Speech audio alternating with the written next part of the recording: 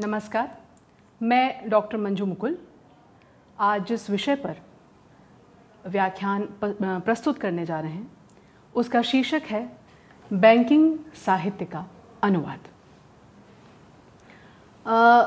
Bank किसी भी देश की अर्थव्यवस्था का आधार होते हैं। बैंकों का संबंध समाज के प्रत्येक वर्ग के साथ बहुत गहरा होता है, किसी न किसी रूप में होता है। राष्ट्र और समाज के निर्माण और विकास में वाणिज्य और व्यापार की बहुत ही अहम भूमिका होती है, बहुत महत्वपूर्ण भूमिका होती है। और हम सब परिचित हैं कि इसी तरीके से व्यापार और वाणिज्य के साथ बैंकों का बहुत ही गहरा संबंध होता है, बहुत ही महत्वपूर्ण संबंध होता है। इस संबंध को नकारा नहीं जा सकता। स्वतंत्रता की प्राप्ति के उपरांत भारत में लगभग 19 जुलाई 1969 के आसपास बैंकों के राष्ट्रीयकरण की प्रक्रिया प्रारंभ हुई और बैंकों को राष्ट्र निर्माण और सामाजिक विकास के साथ जोड़कर देखा जाने लगा। राष्ट्रीय विकास और सामाजिक विकास के साथ बैंकों को जोड़ने की प्रक्रिया का प्रारंभ हुआ और इसके साथ साथ बैंकों में बैंकों की भाषा को, बैंकों को स्थानीय भाषा के साथ जोड़कर और राष्ट्रभाषा और राजभाषा हिंदी के साथ जोड़ने की प्रक्रिया प्रारंभ हुई। इस तरह भारत सरकार की राजभाषा नीति के जितने भी सरकारी क्षेत्र थे उन सब पर भारत सरकार की जो राजभाषा नीति है वो लागू होने लगी और राजभाषा अधिनियम 1963 की धारा 3 के खंड 3 के अंतर्गत सभी सरकारी बैंकों के लिए राजभाषा राष्ट्रभाषा हिंदी में काम करना और स्थानीय भाषाओं में काम करना अनिवार्य, लगभग अनिवार्य हो गया और यहीं से बैंकों में अनुवाद की प्रक्रिया का प्रारंभ होता है। तो इस तरीके से इस विषय को यदि हम आगे बढ़ाते हैं तो बैंकिंग साहित्य में अनुवाद की प्रक्रिया को समझने से पहले हम समझेंगे कि बैंकिंग साहित्य का स्वरूप क्या है, क्योंकि अनुवाद की प्रक्रिया का प्रारंभ पाठ विश्लेषण से होता है और पाठ विश्लेषण की प्रक्रिया में उस साहित्य के स्वरूप को समझना बहुत अनिवार्य होता है जिसका अनुवाद किया जाना है। तो कुल मिलाकर बैंकिंग साहित्य को 2 भागों में बांटा जा सकता है। एक ओर है ग्राहकों या ग्राहक सेवा से संबंधित साहित्य और दूसरी ओर है बैंकिंग प्रक्रिया, प्रशासनिक कार्यों से संबंधित बैंकिंग साहित्य। क्योंकि हम सब जानते हैं कि बैंकिंग का जो क्षेत्र है वो वित्तीय और वाणिज्य लेन देन का क्षेत्र है। यहाँ मुख्यतः वित्तीय और वाणिज्य लेन देन का कार्य होता है। तो इस तरह बैंकों का कार्य एक और ग्राहकों के साथ जुड़ा हुआ है, ग्राहक सेवा के साथ संबंधित है, तो दूसरी ओर बैंकिंग प्रक्रिया में जो आंतरिक प्रशासनिक गतिविधियां हैं वो भी बैंकिंग साहित्य का हिस्सा होती हैं। तो इस तरीके से बैंकिंग साहित्य को 2 भागों में विभाजित करके देखा जाना चाहिए। अब इसी को लेकर जब हम आगे बढ़ते हैं, ग्राहक सेवा से संबंधित जो बैंकिंग साहित्य है उसको जब हम समझने का प्रयास करते हैं तो सबसे पहले आता है ग्राहकों के प्रयोग में आने वाला साहित्य। वह साहित्य जो सीधे सीधे ग्राहकों के प्रयोग में आने वाला है। तो उसके यदि हम रूप समझने का प्रयास करें तो इसमें आवेदन पत्र आते हैं, प्रपत्र आते हैं, जमा पर्ची आती है, निकासी है, चेक हैं, इन सबको देखा जाना चाहिए। और इसके अतिरिक्त जो दस्तावेज हैं, प्रलेख हैं, उनको भी इस साहित्य में समझने की आवश्यकता है। जैसे बंधक हैं, वचन पत्र हैं, इन सब को ध्यान में रखकर हम इस साहित्य को समझने का प्रयास करेंगे। इसको अब और अगर हम आगे बढ़ाएं तो फिर बैंकों की ओर से जो ग्राहकों को प्रेषित सामग्री होती है उस सामग्री पर भी हम इस संदर्भ में चर्चा करेंगे। तो बैंकों की ओर से ग्राहकों को किस प्रकार की सामग्री उपलब्ध कराई जाती है, जैसे ड्राफ्ट है, भुगतान है, आदेश हैं, मियादी जमा रसीदें हैं, पासबुक है, सूचनाएं हैं, सामान्य पत्र हैं, धन्यवाद पत्र हैं, इस प्रकार की सामग्री जो है वो बैंकों की ओर से ग्राहकों को उपलब्ध कराई जाती है। इसके अतिरिक्त प्रचार सामग्री को भी इसी श्रेणी में रखा जाना चाहिए, जिसमें इश्तिहार आते हैं, विज्ञापन आते हैं, सार्वजनिक विज्ञापन आते हैं, या जब बैंक ग्राहकों को अपने निकट भविष्य की योजनाओं के विषय में जब सूचित कर रहे होते हैं, तो जमा या अग्रिम पर ब्याज की दरें हैं, तो इनसे संबंधित जो साहित्य होता है वो भी इसी श्रेणी के अंतर्गत रखा जाना चाहिए। ये तो हुआ ग्राहकों से जुड़कर जो बैंकिंग साहित्य है। इसके अलावा जो बैंकों की आंतरिक प्रक्रिया है, जो बैंकों की अपनी कार्य प्रणाली है, उससे संबंधित बैंकिंग साहित्य को भी इसके अंतर्गत देखा जाना चाहिए। तो इसको भी हम यदि समझें तो इसको हम दो श्रेणियों में समझ सकते हैं। एक और है स्थायी प्रकृति की सामग्री और दूसरी ओर है जो सामग्री नित्य नए रूप में आती रहती है। तो स्थायी प्रकृति की सामग्री को यदि हम समझें तो एक तरफ बैंकिंग की जो अनुदेश पुस्तिकाएं हैं उनको देखा जाना चाहिए। बैंक इस तरह की सामग्री को तैयार करके अपने पास संरक्षित रखता है। तो बैंकिंग की अनुदेश पुस्तिकाएं या विभिन्न प्रकार की विवरणिकाएं, तुलन पत्र, लाभ हानि लेखा, इस तरीके की सामग्री को स्थायी सामग्री के रूप में देखा जाना चाहिए। इसके बाद जो बैंकों के कर्मचारी हैं उनकी आचार संहिताएं या उनकी सेवा से संबंधित नियम या दिशा निर्देश, इनको इसके अंतर्गत देखा जाना चाहिए। इसके अतिरिक्त समय समय पर बैंक अपने कर्मचारियों के लिए प्रशिक्षण कार्यशालाओं का आयोजन करता है। तो प्रशिक्षण सामग्री के अंतर्गत विभिन्न प्रकार की लेखन सामग्री, रजिस्टर, लेजर, पासबुक, जमा रसीद, इन सब को भी इसके अंतर्गत शामिल किया जाना चाहिए। स्थायी सामग्री के साथ साथ जो नित्य नई प्रकार की सामग्री होती है उसको भी इसी के अंतर्गत शामिल किया जाना चाहिए। जैसे नए परिपत्र या बैंकों की जो अलग अलग शाखाएं हैं, उन शाखाओं के साथ जो प्रशासनिक कार्यालय हैं उनके बीच जो आपसी पत्र व्यवहार होता है, ये बैंक के दैनंदिन कार्य से जुड़ा होता है, रोजमर्रा के कार्य से जुड़ा होता है। ये सामग्री लगभग हर रोज तैयार हो रही होती है, तो इसे भी बैंकिंग सामग्री में समझा जाना चाहिए। इसके अतिरिक्त बैंक हर वर्ष अपनी एक वार्षिक रिपोर्ट तैयार करते हैं। अपना वर्ष भर का जो लेखा जोखा है इसको लेकर बैंक वार्षिक रिपोर्ट तैयार करते हैं। इस तरह की सामग्री इसमें आती है। या न्यूज़लेटर होते हैं या पत्रिकाएं होती हैं।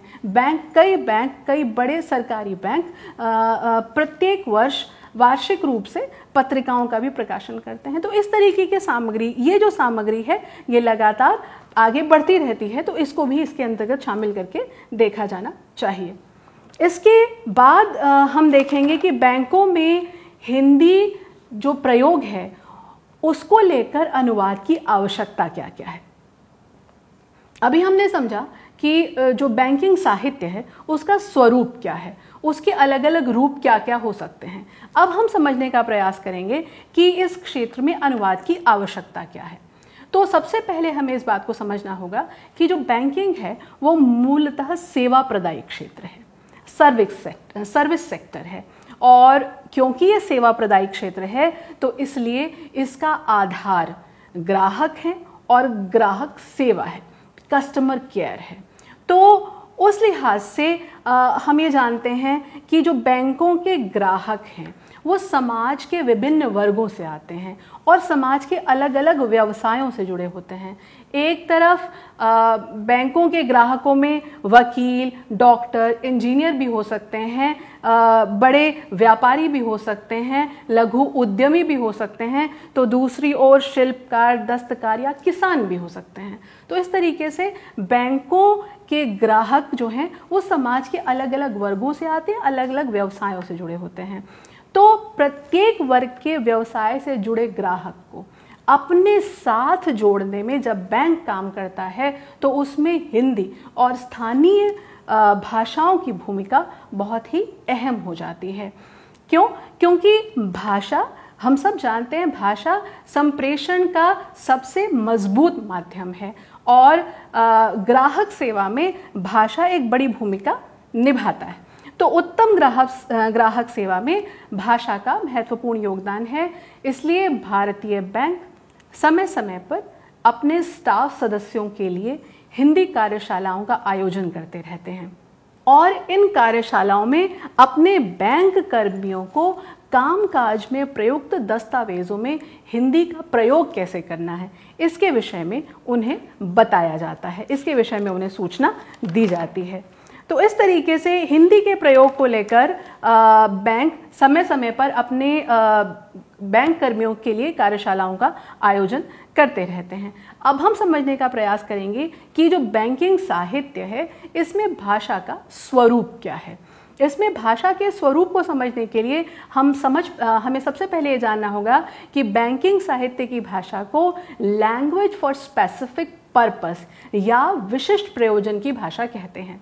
और ये जो लैंग्वेज ऑफ स्पेसिफिक पर्पस या विशिष्ट प्रयोजन की भाषा है इसे फंक्शनल लैंग्वेज या प्रयोजन मूलक भाषा भी कहा जाता है। प्रयोजन मूलक भाषा जो है वो मूलतः प्रयुक्ति सापेक्ष होती है।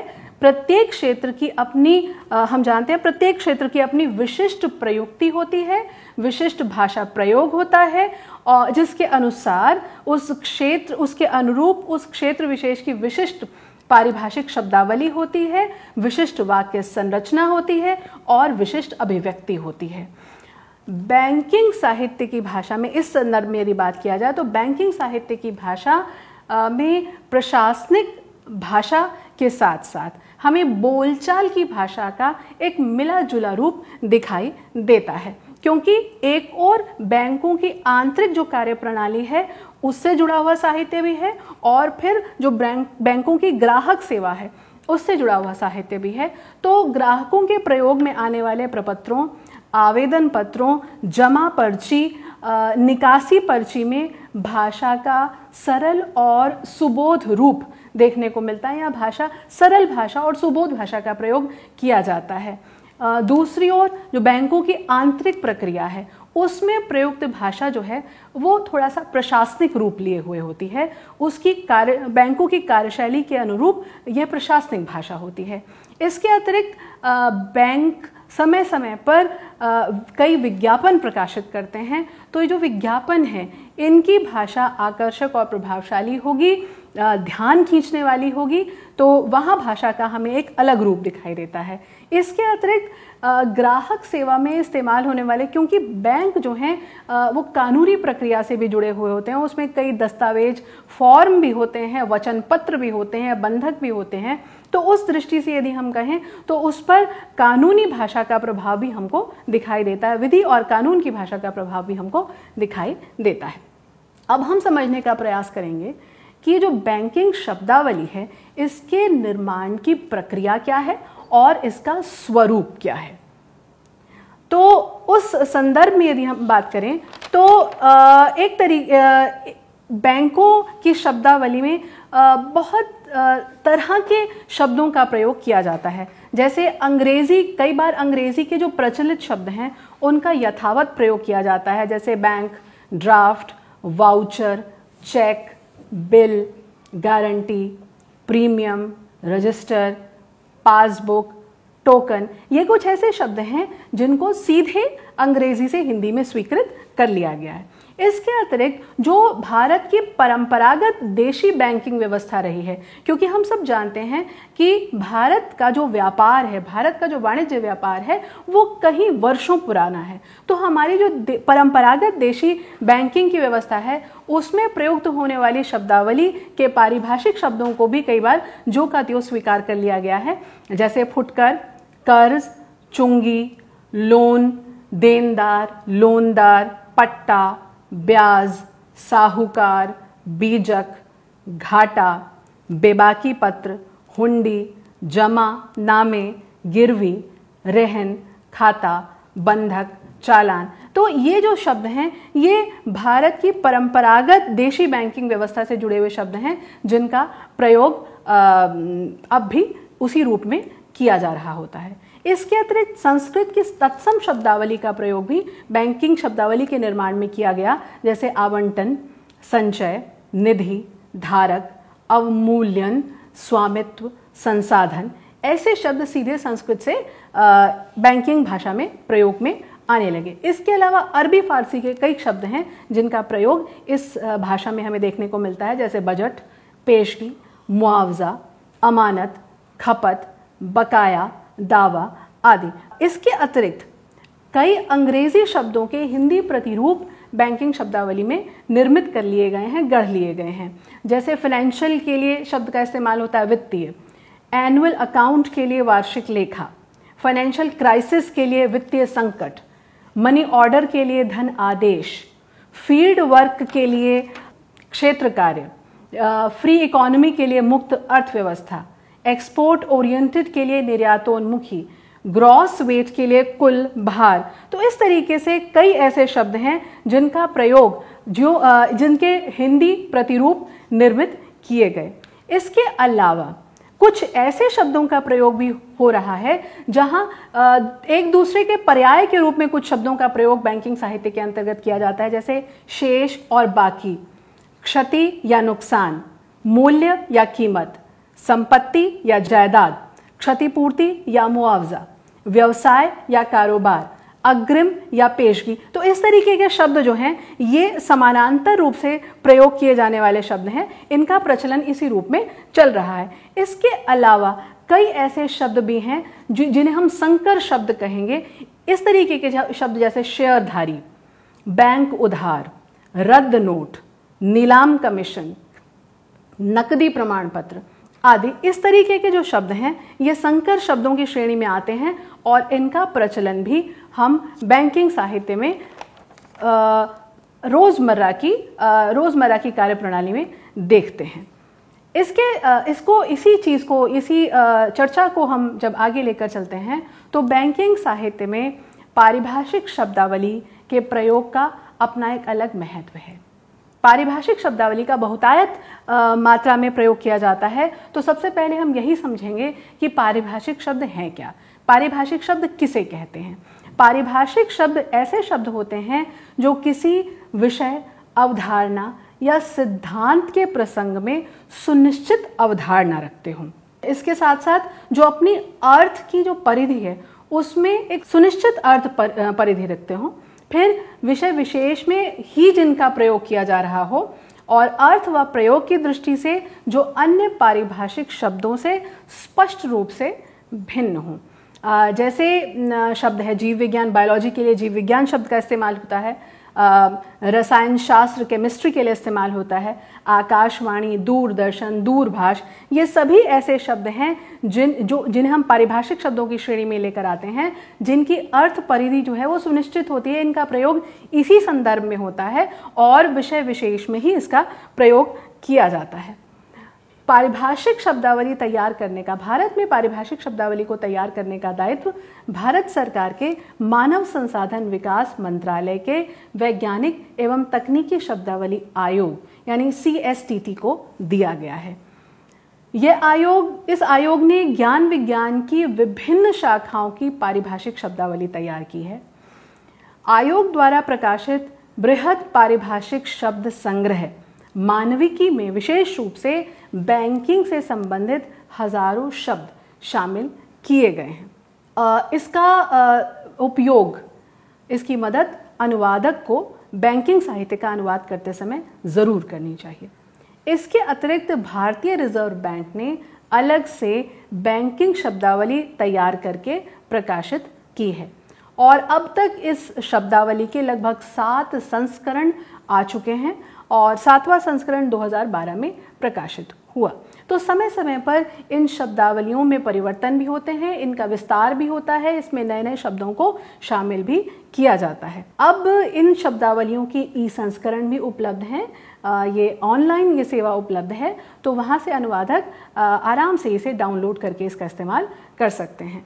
तो इस तरीके से अनुवाद संबंधी जितनी भी समस्याएं हैं उनका हल ढूंढने में और अनुवाद के दौरान शब्दों में एक रूपता बनाए रखने में इन शब्दावलियों की विशेष भूमिका और महत्व है। इसके अतिरिक्त अनुवादक को भारत सरकार के विधि और न्याय मंत्रालय के राजभाषा खंड के विधायी विभाग द्वारा प्रकाशित विधि शब्दावली का प्रयोग भी करना चाहिए, क्योंकि हम ये जानते हैं कि बैंकिंग के अंतर्गत, बैंकिंग साहित्य के अंतर्गत एक बहुत बड़ा हिस्सा कानून और न्याय से भी जुड़ा हुआ होता है। इसके अतिरिक्त डॉक्टर भोलानाथ तिवारी और डॉक्टर श्रीनिवास द्विवेदी ने एक पुस्तक का संपादन किया, बैंकों में अनुवाद की समस्या। ये पुस्तक बहुत महत्वपूर्ण है। इसमें उन्होंने बैंकिंग साहित्य में प्रयोग किए जाने वाले शब्दों को मोटे तौर पर 4 वर्गों में विभाजित करके देखने का प्रयास किया, जिसमें नियत पारिभाषिक, अनियत पारिभाषिक, मनमाने पारिभाषिक, प्रसंगानुरूप पारिभाषिक, इस तरीके से ये 4 वर्ग उन्होंने समझाए। पहले वर्ग के अंतर्गत उन्होंने ऐसे शब्दों को शामिल किया जिनके केवल एक ही पर्याय हैं, जैसे सेविंग के लिए बचत, एनेक्स्चर के लिए अनुवाद, अपेंडिक्स के लिए परिशिष्ट, सर्कुलर के लिए परिपत्र, इंस्ट्रक्शन के लिए अनुदेश। ये कुछ ऐसे शब्द हैं जिनके एक ही पर्याय हैं। दूसरे वर्ग के अंतर्गत वे शब्द आते हैं जिनके 2 या 2 से अधिक पर्याय हैं, जैसे अकाउंट के लिए लेखा, खाता, हिसाब, ग्रॉस के लिए सकल, कुल, इंटीग्रेटेड के लिए एकीकृत, समन्वित, समेकित, टेबल के लिए सारणी, तालिका। तो इस तरीके के कई शब्द हैं। सिक्योरिटी के लिए प्रतिभूति, जमानत, प्लेज के लिए बंधक या गिरवी, प्राइस के लिए कीमत या मूल्य। तो ऐसे शब्द जो हैं जिनके 2 या 2 से अधिक पर्याय हैं। तीसरा वर्ग वह आता है जो शब्द गढ़ लिए गए, जैसे रीजनल रूरल बैंक के लिए प्रादेशिक ग्रामीण बैंक, तो इसको उन्होंने तीसरे वर्ग के अंतर्गत रखा। फिर चौथा वर्ग वो आता है ऐसे शब्द जिनके कई पर्याय शब्दावलियों में दिए गए हैं और अनुवादक को प्रसंगानुसार उनमें से किसी एक का चयन करना होता है। जैसे यदि हम उदाहरण लें क्रेडिट शब्द का, तो क्रेडिट शब्द के पर्याय हैं ऋण, साख, प्रत्यय, जमा। तो अनुवादक को इनमें से एक, या अनुवादक कई बार इनमें से 1 या 2 से ही परिचित हो पाता है। तो उस स्थिति में अनुवादक को ये देखना होगा कि जैसे क्रेडिट एंट्री शब्द का यदि इस्तेमाल हो रहा हो तो यहाँ क्रेडिट एंट्री शब्द में ऋण प्रविष्टि ना होकर जमा प्रविष्टि होना चाहिए। अब हम इसी चर्चा को आगे ले जाते हुए समझने का प्रयास करेंगे कि बैंकिंग साहित्य के अनुवाद की प्रक्रिया क्या है। तो यदि हम अनुवाद की प्रक्रिया पर विचार करें तो अनुवाद की प्रक्रिया के मूलतः 3 चरण हमें देखने को मिलते हैं। सबसे पहला है पाठ विश्लेषण, फिर है अंतरण और उसके बाद आता है पुनर्गठन। तो अनुवाद के काम को करते समय अनुवादक को सबसे पहले पाठ विश्लेषण की प्रक्रिया पर ध्यान जरूर देना चाहिए, क्योंकि पाठ विश्लेषण एक ऐसी प्रक्रिया है जहां से अनुवाद के कार्य की सफलता तय होती है। तो यदि बैंकिंग साहित्य के अंतर्गत हम पाठ विश्लेषण पर ध्यान देंगे तो सबसे पहले अनुवादक को यह समझना होगा कि क्षेत्र विशेष क्या है। क्षेत्र विशेष को चिन्हित करने का काम अनुवादक को करना चाहिए। तो यदि हम क्षेत्र विशेष की बात करें तो अनुवादक ये देखे कि जो पाठ उसके सामने मौजूद है वो बैंकिंग से संबंधित है या प्रशासन से संबंधित है या विधि से संबंधित है। इसके अलावा बैंक बहुत सारे लोन देते हैं, तो उस संदर्भ में देखें तो कृषि से संबंधित है या वाणिज्य व्यापार से संबंधित है, उद्योग से संबंधित है या परिवहन से संबंधित है। तो इन सबको अनुवादक को देखना होता है। इसके अतिरिक्त बैंकिंग के अंतर्गत ये ऋण से संबंधित है या विशेष लेख से संबंधित है या कार्मिक सेवाओं से संबंधित है, निरीक्षण से संबंधित है, विवरण से संबंधित है, आयोजना से संबंधित है या विकास, सतर्कता, व्यय, परिसर या अंतर्राष्ट्रीय बैंकिंग से संबंधित है या बैंक के किसी निवेश से संबंधित है। ये अनुवादक को जरूर देखना होता है कि किस क्षेत्र से, किस क्षेत्र विशेष से स्रोत पाठ उसके समक्ष मौजूद है। उसके बाद अनुवादक को विषय विशेष का समुचित ज्ञान जरूर होना चाहिए। जिस किसी क्षेत्र से अनुवादक के समक्ष स्रोत पाठ मौजूद है उस क्षेत्र विशेष का ज्ञान अनुवादक को जरूर होना चाहिए, और यदि नहीं है तो उसके ज्ञान का अर्जन अनुवादक को करना चाहिए, क्योंकि उसी के आधार पर अनुवादक भाषा का विश्लेषण करेंगे। जैसे यदि प्रशासनिक कार्य से संबंधित है तो औपचारिक भाषा, स्रोत पाठ की भाषा होगी और उसी के अनुरूप लक्ष्य पाठ की भाषा को भी अनुवादक को तय करना होगा। या ग्राहक से संबंधित या ग्राहक सेवा से संबंधित पाठ है तो अनुवादक उसी के अनुरूप सरल सुबोध भाषा शैली का प्रयोग करेगा। या अनुवादक के सामने पाठ जो है वो बैंकों के प्रचार कार्य से जुड़ा हुआ है, विज्ञापन से संबंधित है, तो उसी के अनुरूप अनुवादक को लक्ष्य पाठ में आकर्षक और प्रभावशाली शब्दावली का प्रयोग करना पड़ेगा। इसके अतिरिक्त यदि स्रोत पाठ विधि या न्याय से संबंधित है तो उसी के अनुरूप उसकी भाषा होगी और उसी के अनुरूप अनुवादक ये तय करता है कि लक्ष्य भाषा की तरफ जाते हुए लक्ष्य पाठ की भाषा क्या होगी। तो इस तरीके से भाग 1 के अंतर्गत हमने समझने का प्रयास किया कि पारिभाषिक शब्द क्या होते हैं, बैंकिंग साहित्य क्या है, बैंकिंग साहित्य का स्वरूप क्या है और उस स्वरूप को समझकर अनुवादक को पाठ का विश्लेषण करना चाहिए। हम भाग 2 के अंतर्गत इसी को आगे विस्तार देंगे। धन्यवाद।